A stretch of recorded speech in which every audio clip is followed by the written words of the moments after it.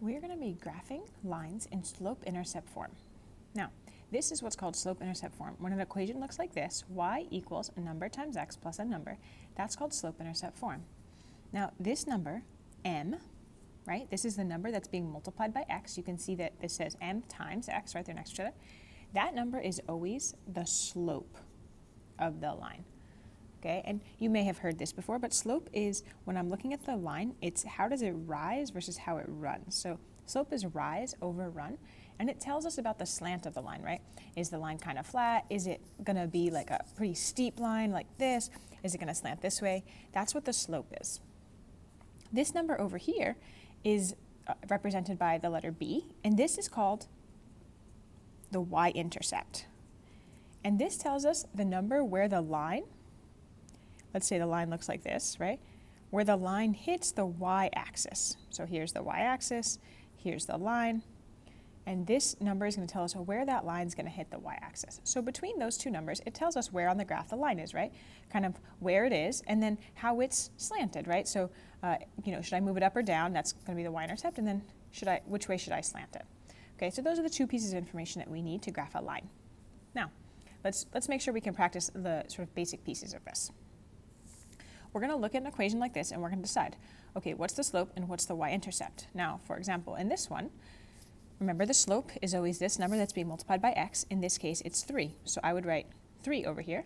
Okay, now we're going to talk about this piece in a second. I'm going to just write 3 lightly right here. And the y-intercept is this number, the b at the end, right? And it says plus b. In this case, it's plus 8. This is a positive 8. Okay.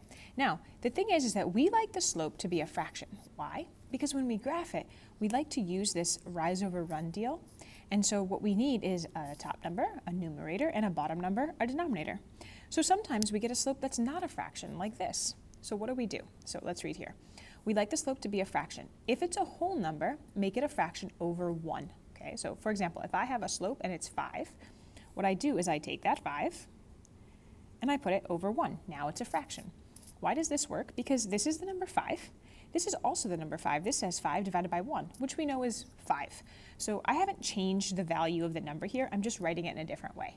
Okay, if it's a negative number like this, that's negative 3 over 1. Sometimes the slope is 1. Well, that's fine. Then it's still a whole number over 1. Okay, so if I ever have a whole number as a slope, we can make it into a fraction. So for example, in this first one, where the slope is 3, the slope, I'm going to write it as a fraction. The slope is 3 over 1. The other thing that might happen is you might get a negative fraction. And the way that we write negative fractions is there's a negative sign out in front, and then the fraction bar, and then, the two numbers. The thing is that when we go to graph it, we actually want all of the information to either be in the rise or in the run. So what I want to do is take this negative number and attach it to the top.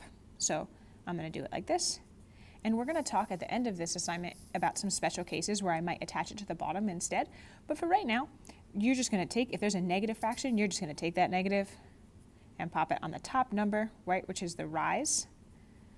And there it is. Okay, so let's go through. We're going to look at each of these and find the y-intercept and the slope, right? So here, I'm looking for the y-intercept first. So that is this number. In this case, you see it's minus 5, right? And this is plus. This is minus. So the y-intercept here is negative 5. Okay, what's the slope here? It's 1/2. It's already a positive fraction. I can just go ahead and write 1/2. Okay. And feel free at any point to just pause this and kind of get ahead of me and then check your work. What's the slope and the y-intercept here? So the y-intercept is this number on the end. In this case, it's a 1. The slope is a negative 2. I want to make it into a fraction, so I'm going to write negative 2 over 1. Here, the y-intercept is negative 7. Okay, and the slope, remember the slope is the number that's being multiplied by x. So what's this invisible number here that's being multiplied by x? This is a 1. This is a 1x. The slope is 1. I'm going to write it as a fraction, as 1 over 1. Okay, what about this one? This is kind of an interesting one. Here, I don't have a number written here for the y-intercept, but this is the same as if there was a plus 0 here, right? If there was a plus 0 here, I wouldn't write it because adding 0 doesn't actually do anything. Okay, so this is the y-intercept. It's 0. Okay, so this will hit the graph at the y-axis at 0, right at the origin. And the slope is -3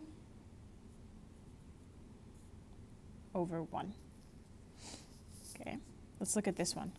What number is in front of this x, and then what's the y-intercept? Let's start with the y-intercept. That's this one. It happens to be a decimal this time, which is fine. And then here, what's this number? Well, over here, remember this was an invisible 1. This is an invisible -1, so this would be -1 over 1. And finally, last one, I noticed there's no y-intercept written here, so that is a 0. And this fraction is a negative fraction, so I'm going to take the negative and attach it to the top. Okay? So you're going to go ahead and try this in Edulastic.